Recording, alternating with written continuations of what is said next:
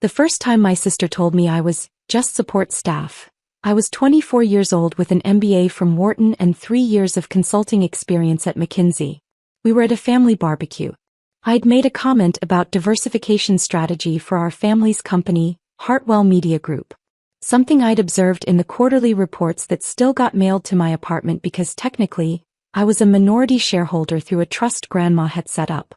That's interesting input from the admin perspective, my sister Victoria said with a patronizing smile. But strategic decisions require board-level understanding. Maybe focus on, I don't know, whatever it is you actually do at that consulting firm. Making copies. The entire family laughed. I was a senior associate at one of the most prestigious consulting firms in the world. I'd led restructuring projects for Fortune 500 companies. I'd presented recommendations to CEOs and CFOs who actually listened. But to my family I was Emma. The youngest. The one who didn't work at Hartwell Media. The outsider. Hartwell Media Group was my great-grandfather's legacy. Started in 1952 as a small radio station, grown over 3 generations into a regional media conglomerate worth approximately $340 million. We owned 6 television stations, 12 radio stations, 3 newspapers, and a growing digital media division. My father, Richard Hartwell, was CEO. My mother, Patricia, was CFO. My older brother, David, was Executive VP of Operations. My sister, Victoria, was VP of Digital Strategy. Me. I wasn't invited to work there. The company needs fresh outside perspectives, Dad had told me when I finished my MBA. You'll be more valuable to the family after you've built independent experience. Plus, we don't want people thinking we just hand out executive positions to family members. David had joined straight out of undergrad with a degree in communications and a 2.8 GPA. Victoria had been hired after getting her master's in marketing, despite having no actual work experience beyond a summer internship at Dad's golf buddy's firm. But I needed to build independent experience. I spent 6 years at McKinsey. Worked on media industry projects. Learned everything about operational efficiency, digital transformation, competitive strategy, market analysis. Made partner track. Earned $280,000 a year. And every time I went home for holidays, my family treated me like I was a secretary who'd wandered into the executive suite by mistake. How's your little consulting job? Mom would ask. Still doing that analyst thing? David would say. When are you going to get a real position at a real company? Victoria would smirk. Hartwell Media, meanwhile, was struggling. The industry was transforming. Digital disruption was killing traditional media. Print advertising was collapsing. Local television was losing viewers to streaming. Radio was being destroyed by podcasts and Spotify. Companies that didn't adapt were dying. Hartwell wasn't adapting. I could see it in every quarterly report. Revenue declining year over year. Profit margins compressing. Digital division underperforming despite Victoria's leadership. Operating costs climbing while returns diminished. The company needed restructuring. Strategic repositioning. Digital-first thinking. Painful decisions about legacy assets. But my family was in denial. Traditional media will bounce back, Dad insisted at every family dinner. This is just a temporary disruption. People will always want quality local journalism and broadcasting. He was wrong. I'd worked on enough media projects to know, adapt or die. There was no middle ground. When I was 29, opportunity knocked. A former McKinsey colleague, Jennifer Park, had left consulting to become a partner at Redstone Capital, a private equity firm specializing in distressed media assets. We'd stayed friends, got drinks occasionally, talked industry trends.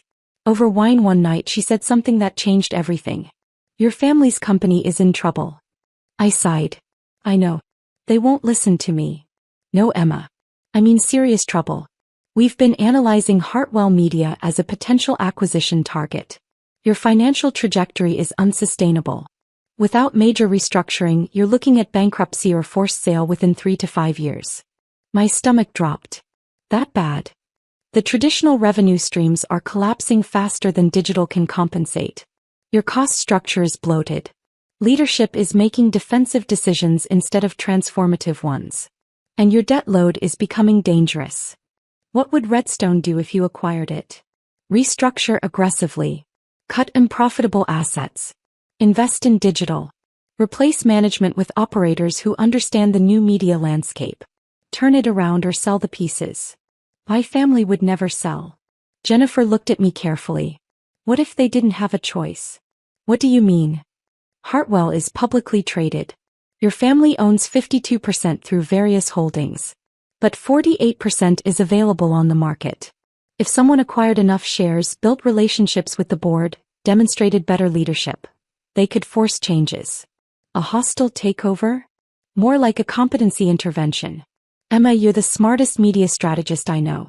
You understand this industry better than your entire family combined. Why are you on the outside watching them drive your legacy into the ground? I thought about it for a long time. What would it take? Asked finally. Capital, strategy, patience, and a willingness to do what they won't see coming. 3 months later, I did something that would either save my family's company or destroy my relationship with them forever. I liquidated everything. My investment portfolio, my savings, my retirement accounts.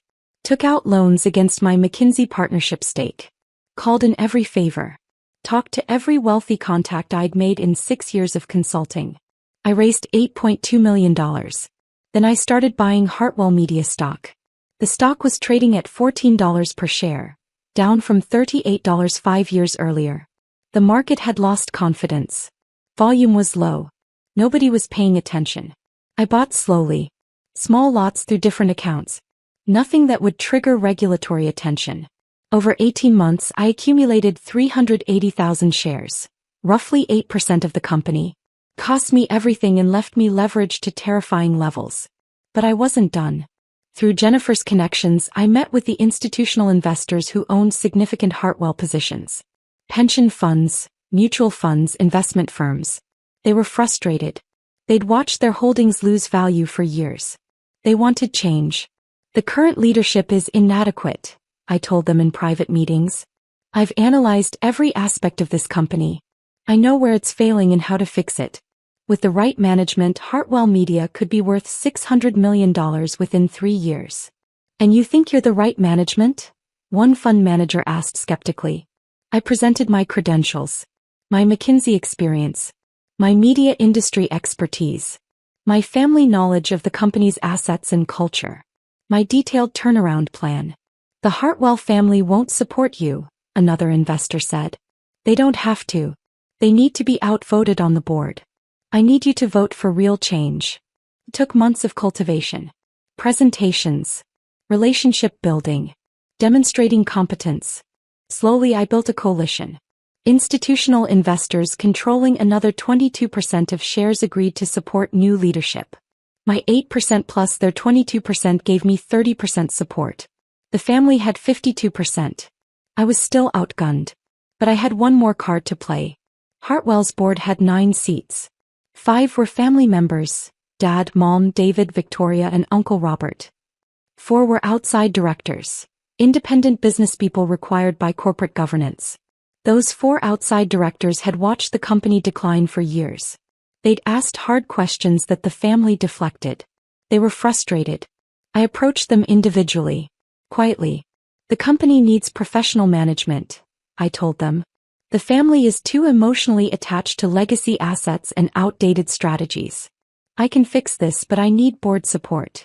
Your family too, one director pointed out. I'm family who's been excluded from the business for 30 years. I have no emotional attachment to defending bad decisions. I care about results. What are you proposing?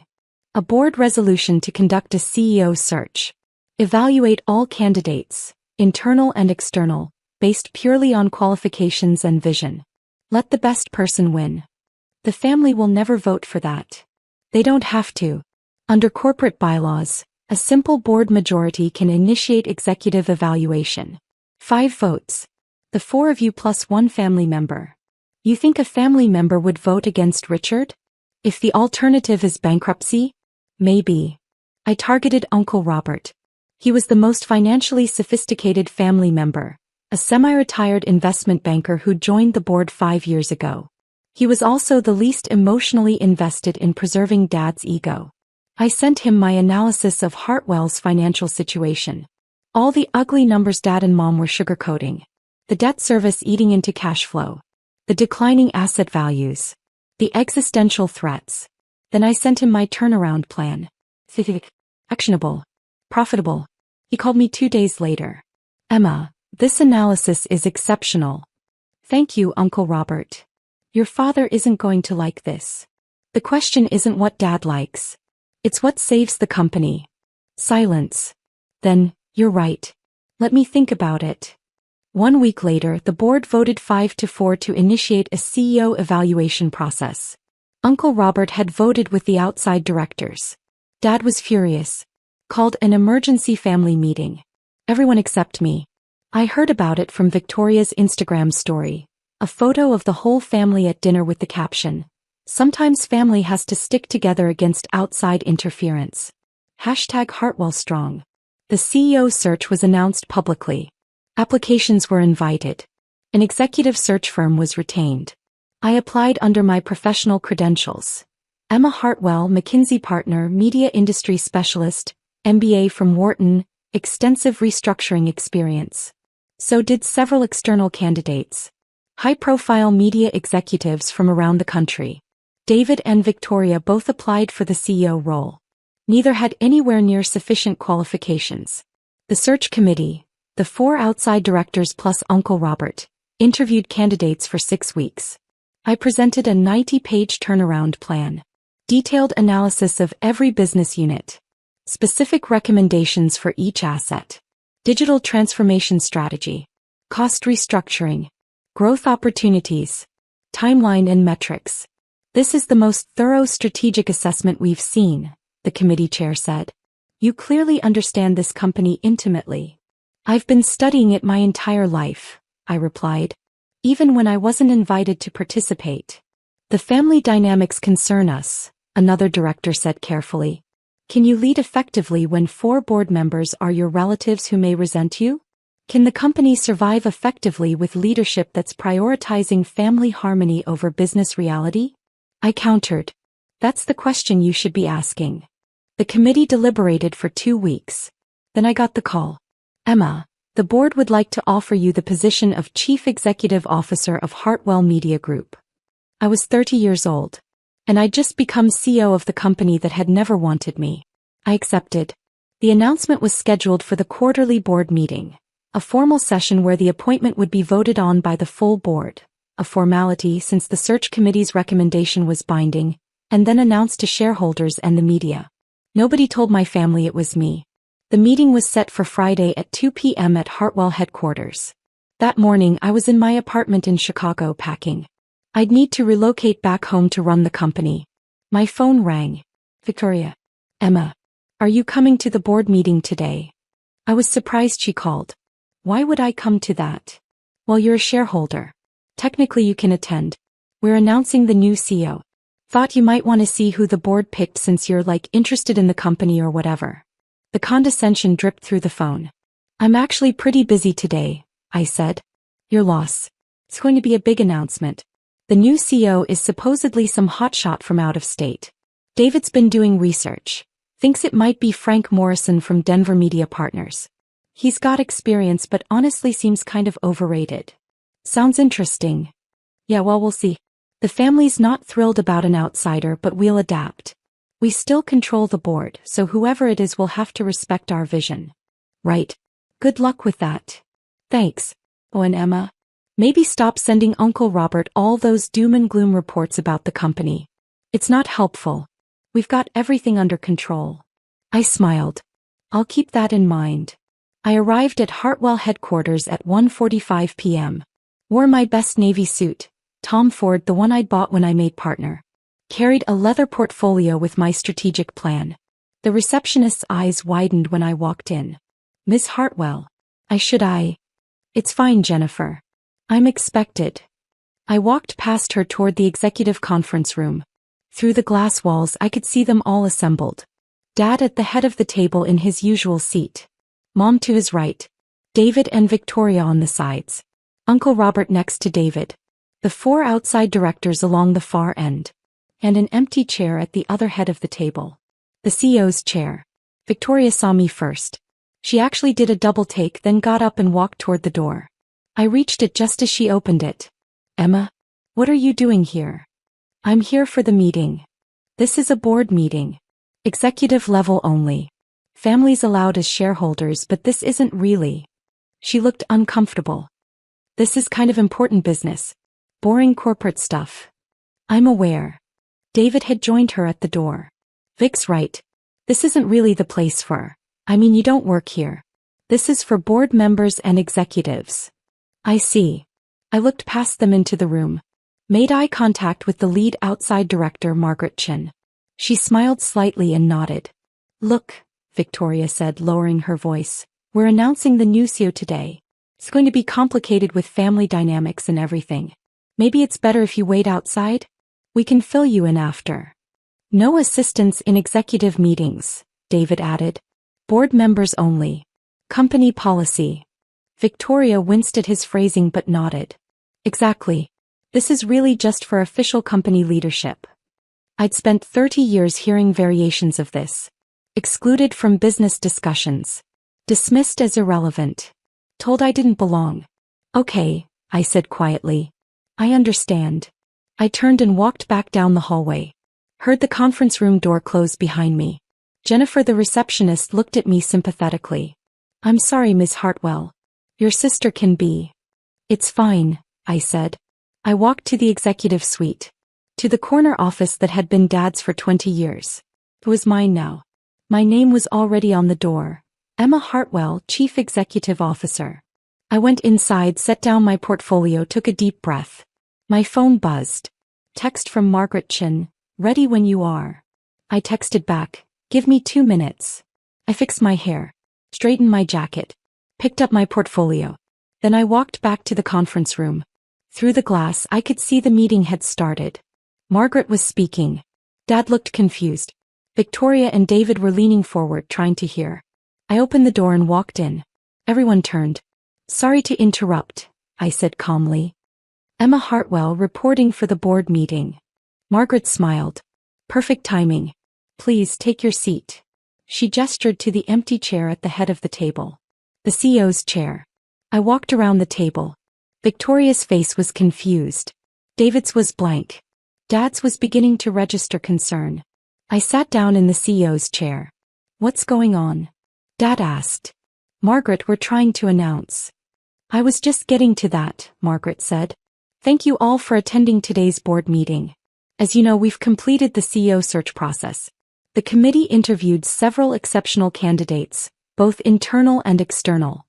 Victoria was looking at me with increasing alarm. David's confusion was shifting to comprehension. After extensive evaluation, Margaret continued, the search committee unanimously recommends, and the board will now vote to confirm Emma Hartwell as Chief Executive Officer of Hartwell Media Group. The silence was absolute. Dad's face went white. That's not, you can't. The vote is purely procedural, Margaret said. The search committee's recommendation is binding under the corporate bylaws that the board approved 3 years ago. However, we'll formalize it. All in favor of appointing Emma Hartwell as CEO. 4 outside directors raised their hands immediately. Uncle Robert, after a brief hesitation, raised his hand. Aye. 5 votes. A board majority. Motion passes, Margaret said. Emma Hartwell is officially CEO of Hartwell Media Group as of today. Victoria stood up abruptly. This is insane. You can't just, she doesn't even work here. She does now, Margaret replied calmly. She's 30 years old. The same age Mark Zuckerberg was when Facebook went public, I said quietly. Age is less relevant than capability. David was shaking his head. Dad, do something. This is wrong. She has no experience running a media company. Actually, Uncle Robert spoke up, Emma has more relevant experience than anyone in this room. She's been a partner at McKinsey specializing in media industry restructuring. She's worked on turnaround projects for companies much larger than ours. And her strategic assessment of Hartwell was the most sophisticated analysis I've seen in 30 years of finance. Mom found her voice. She's been plotting against us. Manipulating the board. This is a betrayal. No, I said firmly. This is a rescue. You've been driving the company toward bankruptcy. Someone had to stop it. We're not anywhere near bankruptcy, Dad said defensively. You're 3 years away, possibly less. I opened my portfolio and pulled out spreadsheets. Your debt service consumes 35% of operating cash flow. Your traditional revenue streams are declining at 12% annually. Your digital division loses money. You've been drawing down reserves to maintain distributions. At current trajectory, you'll violate debt covenants by Q3 next year. Those numbers are exaggerated, Mom said. Those numbers are from your own financial statements. I've spent 18 months analyzing every aspect of this company. I know exactly how bad it is. And I know exactly how to fix it. By throwing us out? David demanded. By implementing professional management. David, you've been Executive VP of Operations for 8 years. Under your leadership, operational costs have increased 23% while output declined 15%. That's objectively poor performance. His face reddened. You're criticizing work you know nothing about. I've restructured operations at 6 different media companies.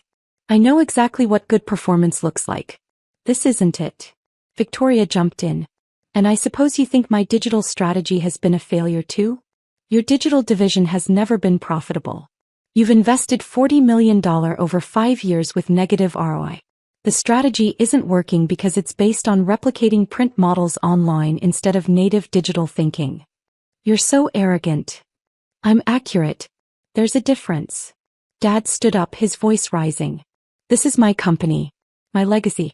You can't just walk in and... It's not your company, Richard, Margaret interrupted.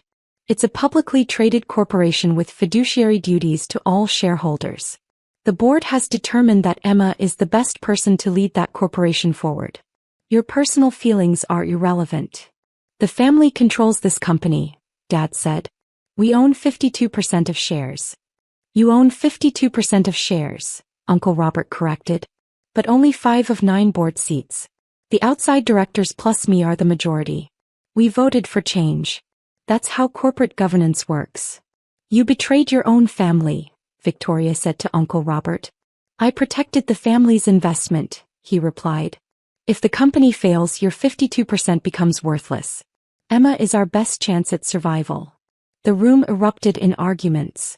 Victoria shouting about loyalty. David questioning my qualifications. Mom crying. Dad making threats about legal action. I sat quietly waiting. Finally, Margaret banged the gavel. Order. This discussion is over. Emma is CEO by board vote. That's final. We'll now move to the public announcement. She pulled out a prepared press release. This goes to media outlets in 1 hour. Hartwell Media Group announces leadership transition. Emma Hartwell named CEO. Industry veteran to lead digital transformation and strategic repositioning. You can't do this, Dad said desperately. It's already done, I replied. The announcement is scheduled.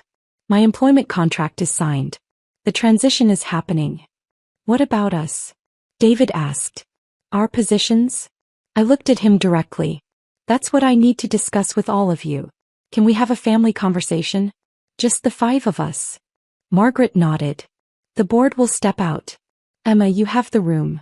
The outside directors and Uncle Robert left. The door closed. It was just me, Dad, Mom, Victoria, and David. The family that had excluded me for 30 years. Here's the situation, I said calmly. I'm Sue. That's not changing. The board supports me. The institutional investors support me. I have the authority to restructure this company completely. And you're going to fire us, Victoria said bitterly. That depends on you. I'm going to evaluate every position in this company based purely on performance and qualifications. If you can demonstrate value, there may be roles for you. If not, you'll be transitioned out with generous severance. You're threatening your own family, Mom said. I'm holding family to the same standards I'll hold everyone else. That's called fairness. Dad sat down heavily. He looked older suddenly. Defeated. Why didn't you just talk to us? Why go behind our backs? Would you have listened? I asked. When have you ever listened to me? I've been trying to talk to you for 15 years. Every suggestion dismissed. Every observation ignored. Every achievement minimized. You never once considered that I might have something valuable to contribute. We thought you were happy at McKinsey, Mom said weakly. You thought I was conveniently out of the way, I corrected. You didn't want me here. You made that clear repeatedly. So I built my career elsewhere. Became excellent at what I do. And now that excellence is the only thing that can save your company. What do you want from us? Dad asked quietly. I want you to let me do my job. I want you to accept that the company needs dramatic change. I want you to trust that I actually know what I'm doing, even though you've never believed it before. And if we can't do that, then you'll have to decide what matters more, your egos or your legacy, because Hartwell Media will survive under my leadership. Whether you're part of that is your choice. The room was silent. Finally, Uncle Robert knocked and entered. Emma, the PR team needs approval on the announcement. Give me 5 minutes, I said. After he left, I looked at my family. I'm giving you all the weekend to think. Monday morning we'll have individual meetings. I'll evaluate your positions and performance. We'll discuss where you fit in the new structure. Come prepared to justify your roles based on results, not relationships. This is humiliating, Victoria said. No, I replied. This is accountability. Something none of you have experienced in this company. I stood up. The announcement goes out in 45 minutes. After that, the media will want statements. I suggest you decide what you want to say. Whether you support the transition or publicly undermine it. Choose carefully. Institutional investors are watching. I walked to the door. Paused. Turned back. For what it's worth, I don't want to destroy our family. But I won't sacrifice the company to preserve dysfunction. If you can accept that, we can work together. If not, I shrugged. Then I'll do this without you. I left them sitting there. Went to my new office. Signed off on the press release. Made calls to key stakeholders. Prepared talking points for media interviews. At 4 p.m. the announcement went public. My phone exploded. Messages from former colleagues, industry contacts, journalists. LinkedIn notifications. Twitter mentions. Holy shit, Emma, you're CEO of your family's company? Congratulations. Youngest female CEO in regional media. Can we schedule an interview about your turnaround plans? And from my family, silence. Until that evening when I received an email from Dad. Emma, this is difficult for me to write. You've accomplished something I never thought possible. The board clearly has confidence in you. I don't agree with how this happened, but I can't deny that you're qualified. I'm not ready to celebrate, but I'm willing to meet Monday to discuss how I might contribute going forward. I hope you'll give me that chance. Dad. It wasn't an apology. It wasn't acceptance. But it was a start. Monday morning I met with each family member individually. Dad first. I reviewed his performance as CEO objectively. The declining metrics. The missed opportunities. The strategic failures. Your tenure as CEO was unsustainable, I told him. The company was dying. You were too close to see it. He listened. Actually listened. What happens to me now? He asked. I'd like you to become chairman emeritus. A board position with advisory capacity. You maintain dignity and title. You provide institutional knowledge when I request it. But you don't interfere with operations. He considered it. I can live with that. I need you to support me publicly. No undermining. No second guessing. Can you do that? A long pause. Then, yes.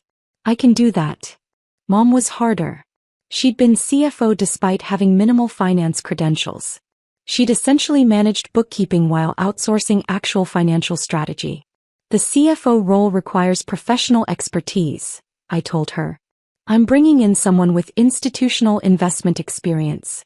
But I'd like you to continue handling H. You're actually quite good with people management. She wasn't happy but accepted. David was angry. Defensive. Unwilling to acknowledge his poor performance. You're not qualified to judge my work, he said. I'm the CEO. Judging work is literally my job. This is about revenge. About being excluded as a kid. This is about running a company effectively. Your operational performance is objectively inadequate. I'm restructuring operations under new leadership. Your position is being eliminated. You're firing me. I'm offering you a choice. Accept a reduced role managing one of our smaller radio stations, which will give you opportunity to prove yourself. Or take a generous severance and pursue opportunities elsewhere. He chose severance. left with bitter parting words about family betrayal. Victoria was the most resistant. "I've built the digital division from nothing," she said defensively. "You've invested $40 million into a division that loses money," I countered. "That's not success. Digital takes time to become profitable. 5 years is plenty of time. Victoria, you're implementing strategies from 2010. The digital landscape has changed completely. I'm bringing in someone who understands current best practices. So I'm fired too. I'm restructuring your role. You'll lead audience engagement, social media, community building, brand presence. Things you're actually good at. But strategic digital planning will report directly to me." She refused. "I'm not taking a demotion." "Then I'll accept your resignation." She left too. Within 6 months, I transformed Hartwell Media. Sold 3 unprofitable newspapers and 2 underperforming radio stations. Used proceeds to pay down debt and invest in digital infrastructure. Restructured operations. Cut costs 22% while improving output quality. Hired a real digital strategist who understood streaming, podcasts, mobile-first content. Rebuilt relationships with advertisers who'd left. Launched 3 new digital properties that actually generated revenue. The numbers told the story. Q1. Losses reduced 60%. Q2. Return to profitability. Q3. Revenue up 8%, first growth in 4 years. Q4. Profit margin highest in company history. Stock price went from $14 to $31. Industry recognition followed. 30 under 30 media executives. Turnaround CEO of the Year. Featured in Fortune, How Emma Hartwell Saved Her Family's Legacy. Dad attended the annual shareholder meeting where I presented year 1 results. He sat in the back. Didn't speak. But he stayed for the entire presentation. Afterward he approached me. "That was impressive. Thank you." "I'm sorry," he said. "For all those years. For not seeing what you were capable of." "You're sorry now that I've proven myself," I replied. "That's not quite the same thing." "No. It's not." He looked down. "But it's genuine. I was wrong about you. Completely wrong. And I'm proud of what you've accomplished even though I made it harder than it should have been." I nodded. "I appreciate you saying that. Can we have dinner sometime? Really talk?" I thought about it. "Maybe. Eventually. But not yet." "I understand." He walked away. Victoria and David never apologized. They took their severance packages and moved to different states. I hear about them occasionally through family channels. Both struggling to find positions that match the inflated titles they once held. Mom adapted. She's actually excellent at HR and employee relations. We have a cordial professional relationship. Uncle Robert became my closest advisor. "You did what I couldn't," he told me. "You had the courage to make the hard decisions." I'm 32 now. Hartwell Media is thriving. We're growing, innovating, competing. Last month I walked past the executive conference room where Victoria had once told me, "No assistants in executive meetings." I paused. Looked at the table where I'd been excluded so many times. Now it's where I lead board meetings as chairman and CEO. My assistant appeared. "Miss Hartwell, the board is assembled. They're ready when you are." "Thank you, Michael.